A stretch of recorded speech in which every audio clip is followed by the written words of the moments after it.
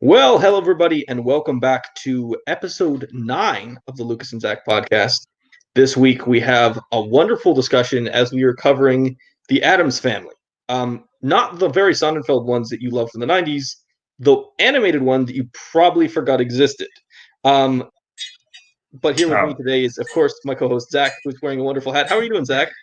I'm doing good. You say this, but I'm definitely just gonna take a pirate this show and instead talk about the Sonnenfeld episodes. I only wrote notes about Sonnenfeld's Addams Family. It's gonna go for 4 hours with no modern Addams Family discussion. It's going to be very weird when the end of our Halloween animated run is about a non-animated film from the 90s. So that's gonna be interesting. But let us start off the show as we always start off our show, which is, of course, the last thing you logged on Letterboxd. Zach, last thing you logged on Letterboxd. I watched the American classic Hubie Halloween last night. It made me dig deep into my soul and think about what makes me tick. And rather I'm the somewhat intellectual smart person I am because I definitely laughed at a joke about eating boogers, and I was like just like immediately ashamed at myself, but couldn't deny the noise that came out of my mouth. Um, but I think that's the charm of like Adam Sandler movies, even like the worst ones. Like the dumb jokes are. We talked about this in the Hotel Transylvania episode, but he can make dumb jokes, come off so endearing because it's just who's delivering it. He did not deliver the booger joke. It was this pair of two farmers, the one lady's in a bunch of commercials. I can't tell you her name, but either way, her delivery just was really good. So it worked. I don't know. Watch You Be Halloween if you have nothing better to do for Halloween. It's fun enough. All right. Well, okay. So It's the on last movie Netflix. They pay me. yes, we get the big Netflix bucks right now. So the last movie You're I the watched first was podcast to be sponsored by Netflix. I don't think I heard any Netflix plugs. Watch Netflix. You heard of it? Probably. Watch it. Hubie Halloween. Here's my they don't pitch. have to they don't have to sponsor podcasts because they assume that everyone who listens to a podcast already has Netflix. The last movie I watched was Jumanji: The Next Level, which is either the second or third Jumanji film, depending on how you want to consider it. It's Why are we fun. both watching dumb movies? I mean, it's the type of movie. I think my thoughts after were basically that was fun. It's nothing brilliant, but I will watch The Rock and Kevin Hart and Jack Black be in fun movies. Um, it's enjoyable on that level. I don't know, like if anyone's going to consider that movie to be like great or anything. It's a fun scene. Yeah. There's mandrills in Now, it. That's kind of cool. Mandrills. You never see mandrills on screen. do you have Rob Schneider as an insane person? That main thing is he just pees everywhere all the time. That's why he's insane. Is that in the movie? I mean, Danny DeVito plays an Asian person and a girl, so that's kind of interesting. So no public urination. I'm out. I'm trying to remember. I mean, there may be public urination. You'll have to watch the film. Check it I out. I think it's mean, on Stars right now. this My is gonna plug be is being plugged. my new letterbox page, like the girl who just tracks like people eating meat in movies for the vegan alert. I'm just gonna track public urination in all media All right. All right. or private urination. No, it's Maybe only either. public that's interesting. Okay, Public and preferably in front of other people because that's what makes it interesting. that's what makes it public. I don't feel like you know what the word public Okay, means. but technically you could urinate in the middle of like the town at like midnight. There may not be people around you, but it's still public urination. Oh, so there has to be some kind of voyeurism. All right, this section has gone off the rails. You can This is tell bad. We have Zach and I nothing to really talk about. Zach and I really want to talk about the brilliant 2019 film The Addams Family. Where to start, Zach? This Oh movie was made yeah. by a bunch of studios. None of them have Hey, a where's particular. the plot? You don't even know how the show Oh runs yeah, anymore. that's right. I forgot. All right, Zach, give us the joyful, wonderful, amazing So, Zach so, Ford plot summary. Addams Family. Have you heard of it? They're a family of not monsters, just weirdos. Weirdos in a good way. Um, and they just like dark shit and possibly murder. We'll talk about that. I think there's fans of murder. um, They moved to a town. Why? I forget why. They used to live by their family, and they got thrown out there for some reason. They moved into They got attacked, what? basically. That's why they moved to They the got town. attacked, sure. They moved to like colorful suburbia, and then they built their dark house. And of course, the Suburbans are scared of them. And the leader that I definitely thought was Catherine Hahn, but turns out it was played by Allison Janney. I didn't realize they sounded the same until this. She owns like a house designing show, and she gets all Sure. the town people to be mad at them because they're ruining the aesthetics of the town. Um, so she can't like sell the houses or something. I don't know. Anyways, there's a lot of bad jokes and jokes about peeing on toilets backwards. And Adam Sandler didn't deliver it, so it wasn't charming. That's the movie. They learn to accept people of different ilks. They learn to accept that pink is not a terrible color to have your entire house painted. Although, yes, it is. Please don't get an entirely pink house. That's a terrible idea. Oh, this is my next house. You're not invited now. All right. Um, so this movie is interesting because a lot of the other films in this series we talked about, it's easy to start the discussion talking about a specific studio or a specific filmmaker. The problem with this is the Addams Family, and the animated version, is made by like 4 different studios, none of which have a particular animation background. One of them did Sausage Party, which I guess in style is a little similar to this, but not in content or humor. And then one of them did like Sherlock Gnomes. Like these are Which not is probably as good as Addams Family. I've probably seen as it. good.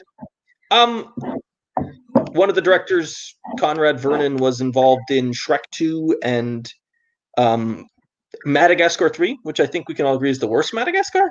It's pretty much all sequels too to stick out, except for Sausage Party.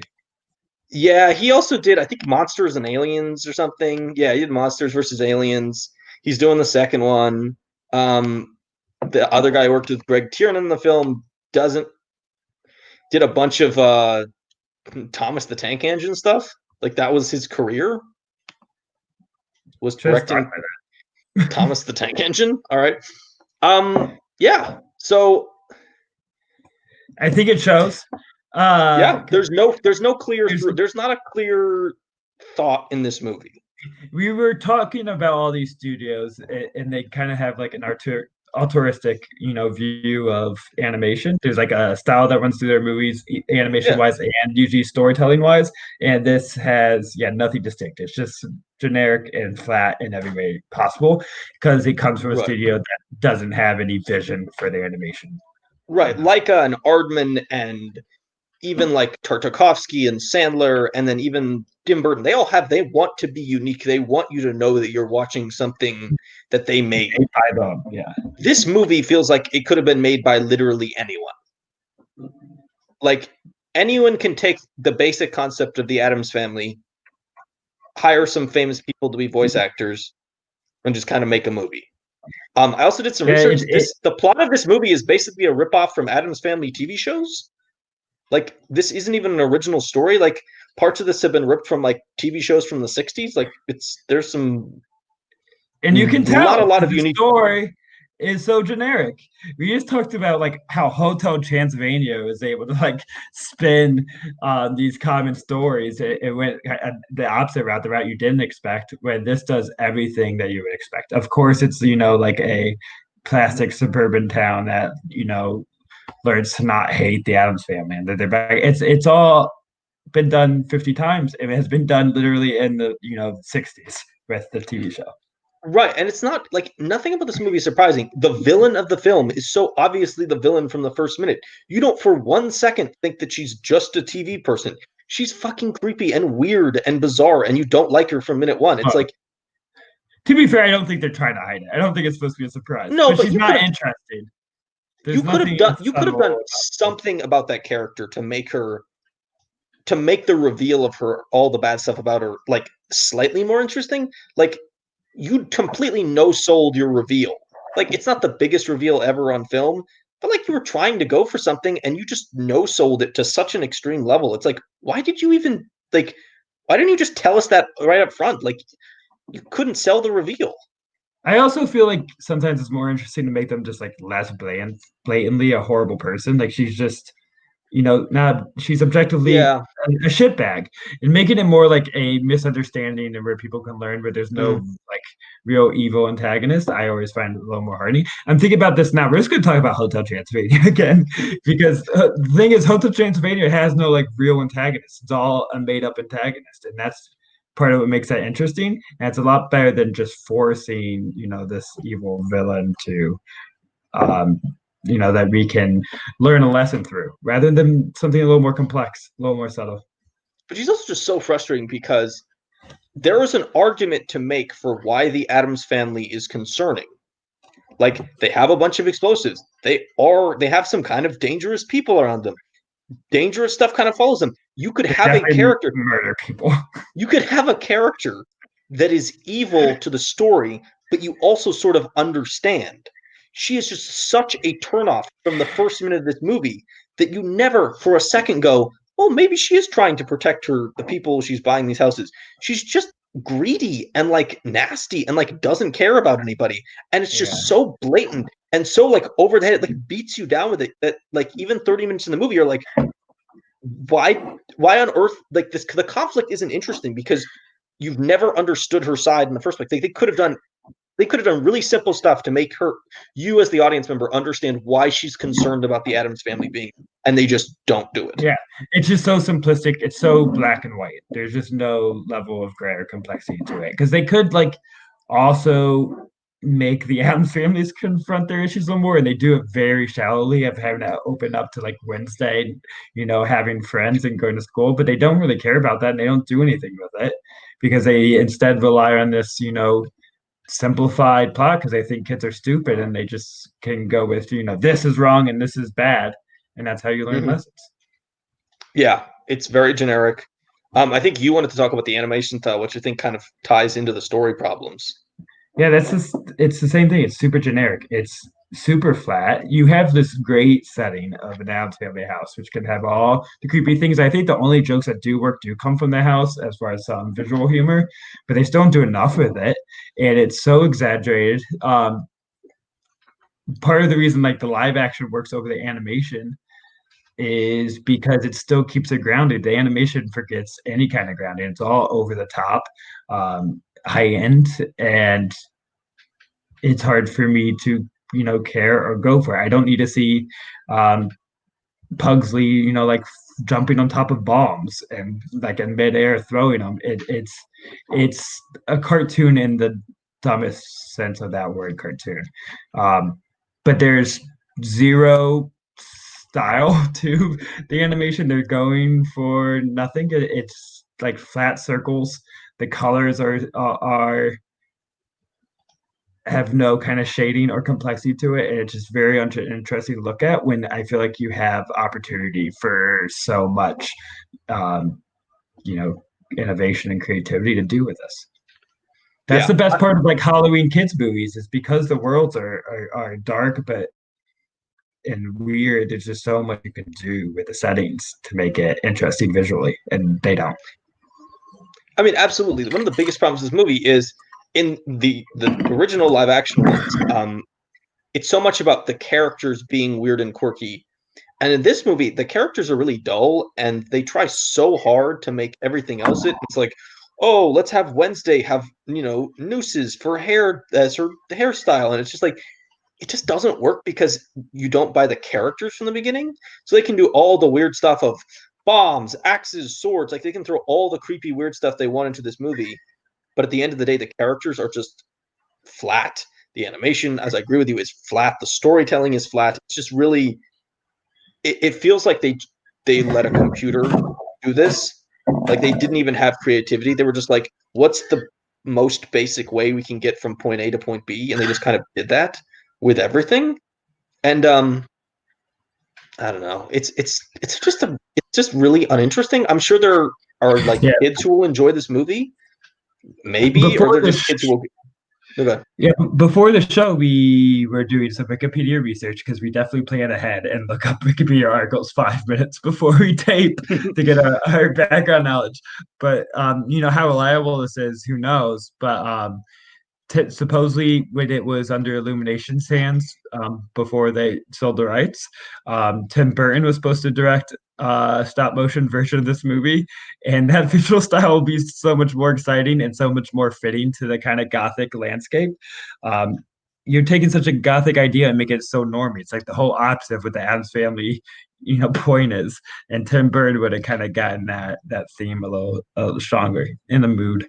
And I feel like we missed out. Oh yeah, I think absolutely because at least Tim Burton has such a unique visual style that one that like there's definitely scenarios where Tim Burton's style does not work for movies.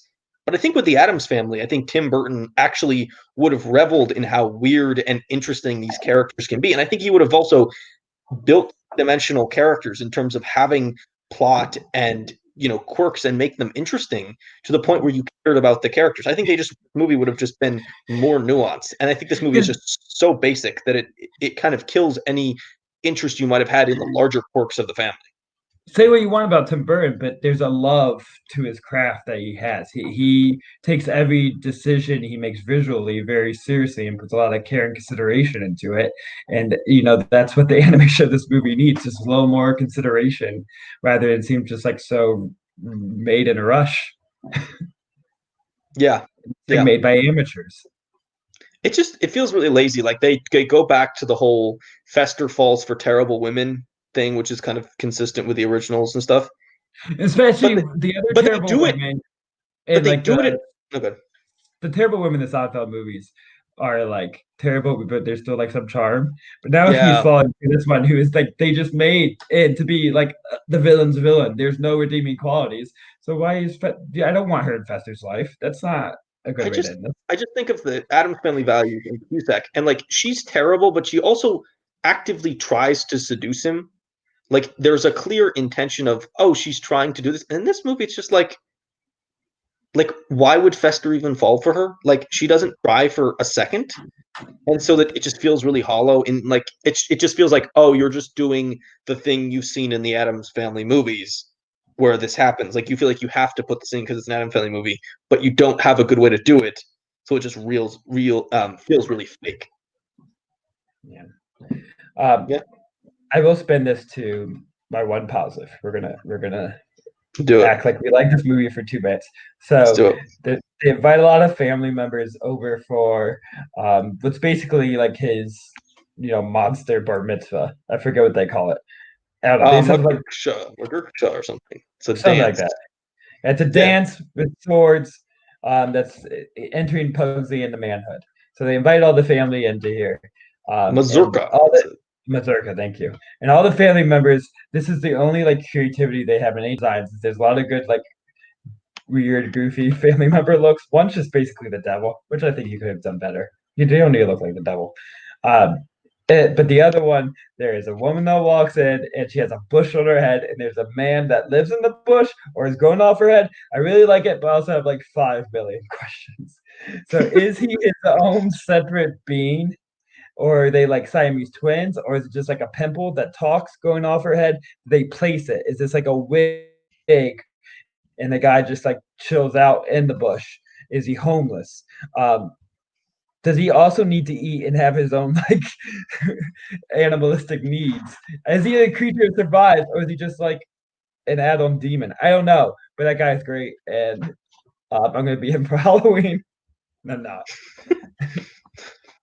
I have nothing, but I appreciate you found something to enjoy in this movie. Let's save the big question of this for a little later. Let's talk about voice performances in this film. Do you think these are good voice performances in this movie? It really is, right? Like, I don't think I hate. So Oscar Isaac plays Gomez. I don't actually hate that one. I think that's okay. I really kind of dislike Charlize Theron as Morticia. You're on the opposite route because I think Charlize Theron like blends in. Really? And I don't notice her. And I hate Oscar Isaac in it. I'm such a big Oscar Isaac fan. Interesting. Okay. What about I like Chloe Grace Moretz's Wednesday.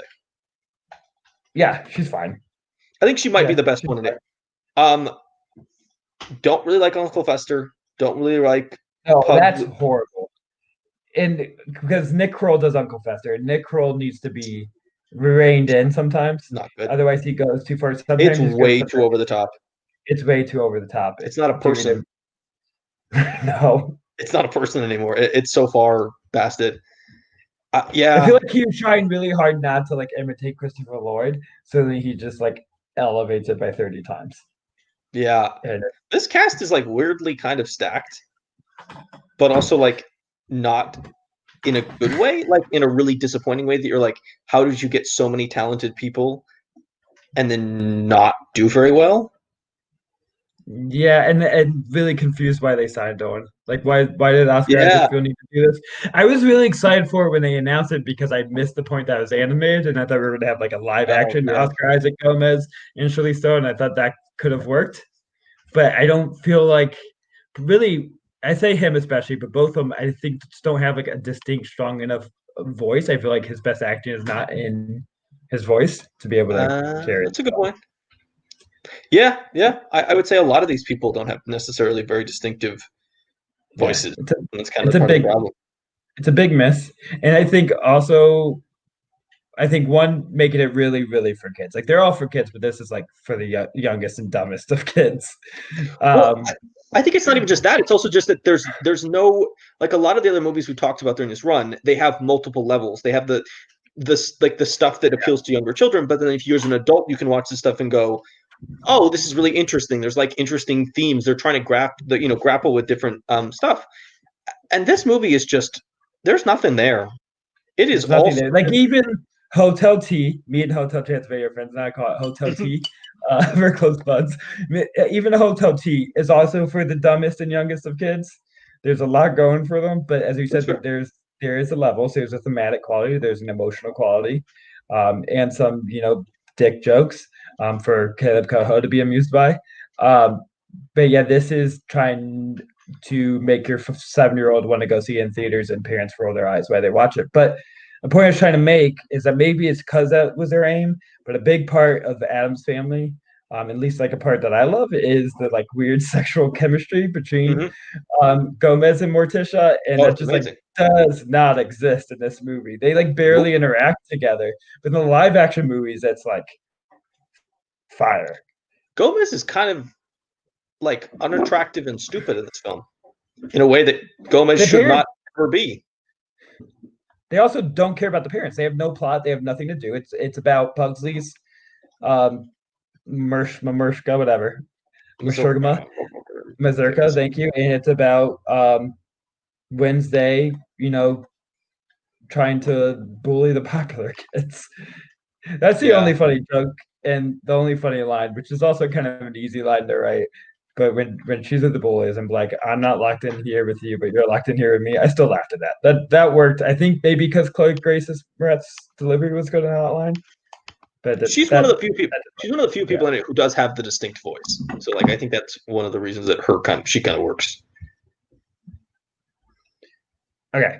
We ready for this very important question? Yes, the important. Oh, one thing before we get to the important question. Yes, off your point, this clearly did trick children to go to the theater because this made like $200 million and is getting a sequel in 2021. But Are you going to watch the sequel? Do you need to be an Addams Family completist? I think I have to be for a completionist because I am a mentally deranged sick person. But I'm not going to I enjoy it. So I am not convinced I've ever seen Addams Family Reunion. I have I'm not seen it. sure I have. I was like 10 when it came out, so I'm sure I like had it on tape from Blockbuster, but I have no memory of it. So that means if I already missed one, I can miss on another. I'm not a completist. Ooh, that's a good point. Maybe we should just skip it because I'm just gonna skip it. I cannot imagine the sequel will be much better. I will tell you, unless for some reason we make another podcast about it, I will. Please don't. I will not watch it. I will watch Hotel T4. It's a Absolutely. I crossover just between just Terminator and Hotel T4. just for the Hotel record, T4. if anyone That's listening wants to pay us $5,000, we will do an episode on Addams Family 2, the animated one.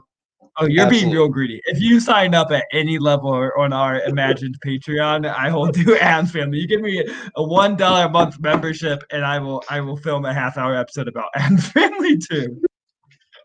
I'm not sure you'd want to listen to us talk about it because clearly, if you wanted that, you liked the movie a lot more than we did.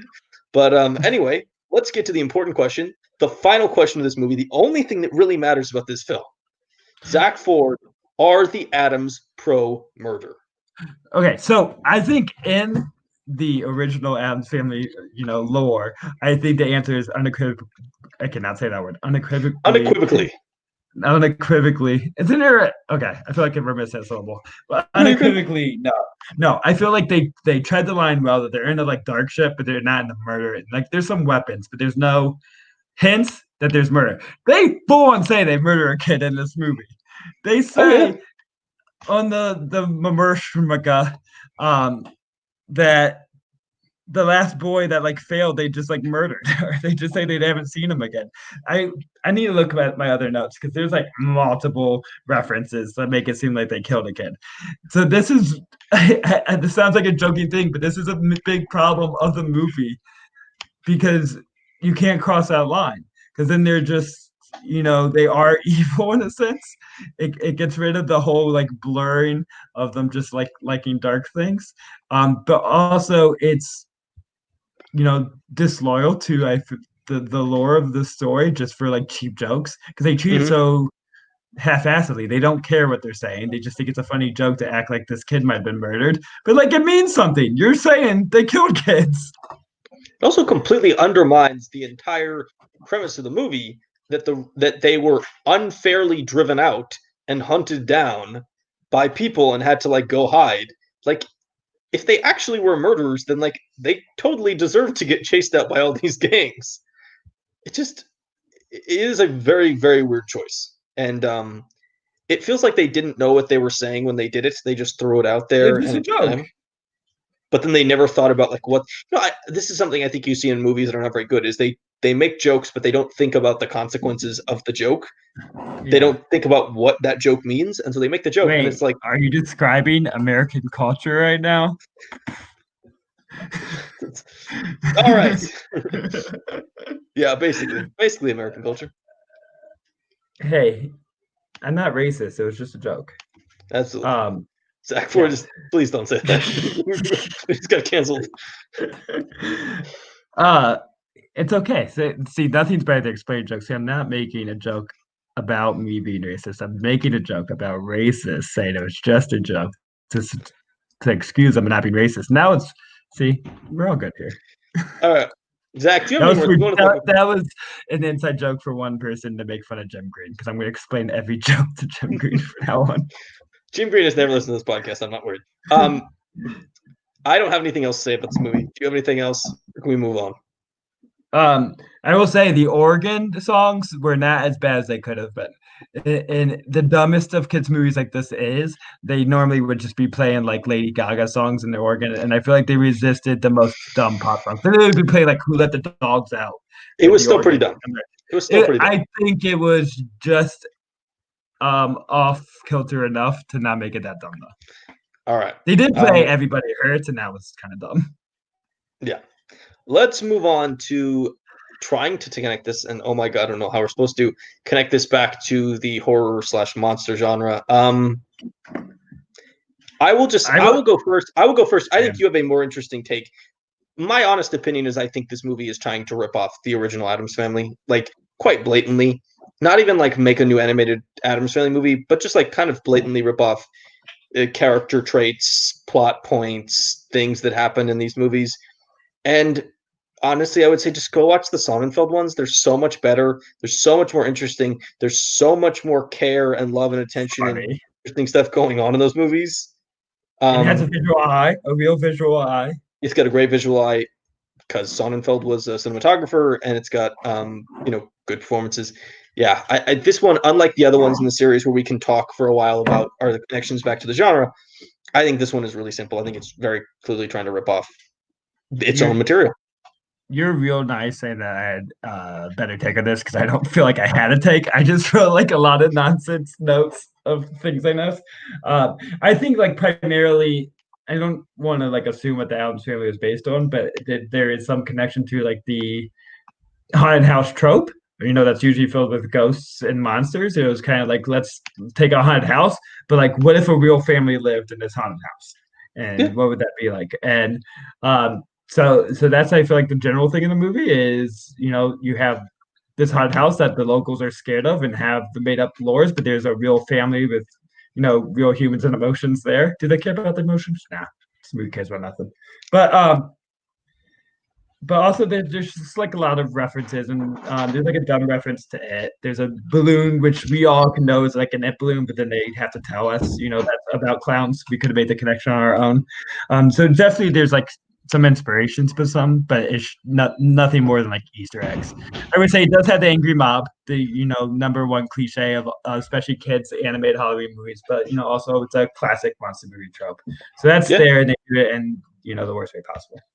It does feel like they took the basic Addams Family plot and character, choices, and then they were like, watched a Tim Burton movie and was like, what are the things Tim Burton would reference, and how can we do them, but not as interesting or just lazier? And they just kind of threw it together. There actually is like a lot of Edward Scissorhand connection because it is that like picture perfect suburbia that we're supposed to, despise in the director's eyes. And That's they're fair. like the real villain. So you made a good connection there that I didn't even think about until you say it. All right. Well, I appreciate it. Do you have anything else to say about the connecting this back to the genre, or do you think it's kind of straightforward? Nah, I don't care. I'd rather go back to public urination jokes. We're not going to do that. We're not going to do that because we have concluded our episode on the Addams Family. We knew this was going to be fast, and I will let the audience behind the scenes again. When we chose to do this movie, we just kind of wanted to do a movie that wasn't stop motion. We were looking for something else, and we thought maybe that'll be interesting to talk about. And unfortunately for both of us, it was not interesting to talk about as a film. This is my fault. I'll take full blame because I actually did see it before we picked it too, and I just remembered liking it a little more. And I think it's within the context of watching all these other movies side by side. I just noticed its flaws anymore. So I take the blame, and I officially retire from the show. And Lucas will announce my replacement next week.